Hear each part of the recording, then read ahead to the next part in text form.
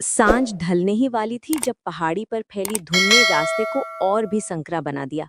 राहुल और अनन्या शहर की हलचल से दूर इस सुनसान पहाड़ी पर सुकून ढूंढने आए थे। बचपन में दोनों अपने पिता के साथ आते थे, पर अब पहाड़ी वैसी नहीं थी। पेड़ों की सरसराहट कुछ कहने का प्रयास कर रही थी। दोनों धीरे धीरे आगे बढ़ रहे थे कि अनन्या की नजर एक पत्थर के पास पड़ी एक चीज पर गई। वो झुककर देखने लगी। धूल और काई से ढका एक पुराना रेडियो पड़ा था, भारी, खरोचों से भरा, मानो वर्षों से किसी ने उसे छुआ ना हो। यहाँ रेडियो? अनन्या ने हैरानी से कहा। राहुल ने चारों ओर देखा। यहाँ कोई रहता नहीं, फिर ये कैसे? रेडियो के भीतर से अचानक खरखराहट की आवाज आई। राहुल ने बिना सोचे समझे उसे उठा लिया। एंटीना टूटा हुआ था, फिर भी आवाज साफ होती चली गई। राहुल, रेडियो से आवाज आई। राहुल का हाथ कांप गया। इसे मेरा नाम कैसे पता? रेडियो ने अगला नाम लिया, अनन्या। हवा तेज हो गई, पेड़ों की पत्तियां तेजी से हिलने लगी। अनन्या ने पीछे हटते हुए कहा, यह मजाक नहीं है, कोई हमारा पीछा कर रहा है। रेडियो से एक आवाज निकली, डरो मत, मैं सिर्फ वो बता रहा हूँ जो आने वाला है। राहुल ने रेडियो बंद करने की कोशिश की, पर स्विच जैम था। आवाज जारी रही, 10 कदम आगे पत्थर फिसलेगा। राहुल ने अनजाने में आगे बढ़ा। 10 कदम पूरे होते ही उसका पैर फिसला। वो संभल गया, पर दिल जोर से धड़क उठा।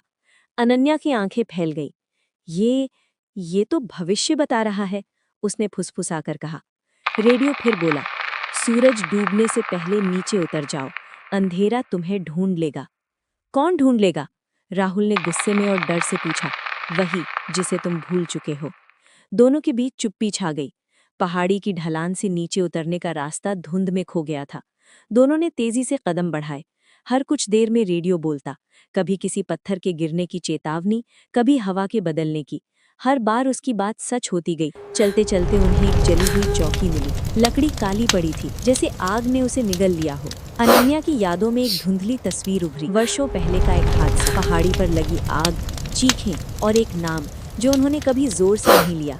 रेडियो ने धीमे से कहा, याद आ रहा है? राहुल की सांस अटक गई। ये महज संयोग नहीं है, उस दिन तुम नीचे उतर गए थे, रेडियो बोला, और कोई ऊपर रह गया था। रेडियो ने अपनी बात पूरी की। अंधेरा गहरा हो गया था, रास्ता 2 भागों में बट गया, एक संकरा, दूसरा चौड़ा। रेडियो ने बिना रुके कहा, चौड़ा रास्ता आसान लगता है, पर अंत संकरा है। राहुल ने अनन्या का हाथ कसकर पकड़ा। उन्होंने संकरा रास्ता चुना। कुछ दूर चलते ही हवा रुक गई।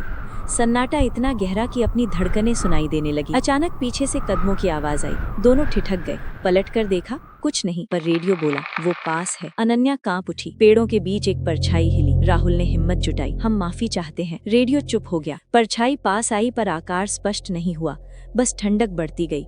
अनन्या ने आंखें बंद कर ली। राहुल ने रेडियो जमीन पर रखा और कहा, हम भागेंगे नहीं। लंबा सन्नाटा छा गया। फिर हवा धीमी हो गई, परछाई पीछे हटने लगी। रेडियो से आखिरी बार आवाज आई, आज नहीं। धुंध छंटने लगी। दूर नीचे गांव की रोशनी दिखी। रेडियो शांत हो गया, जैसे कभी बोला ही ना हो। राहुल ने उसे वहीं छोड़ दिया। वे नीचे उतर आए। दोनों जानते थे डर टला नहीं है। दूर पहाड़ी की चोटी पर धुंध के बीच एक पुराना रेडियो फिर से हल्की खरखराहट के साथ जाग उठा, अगले आने वाले व्यक्ति का इंतजार करते हुए।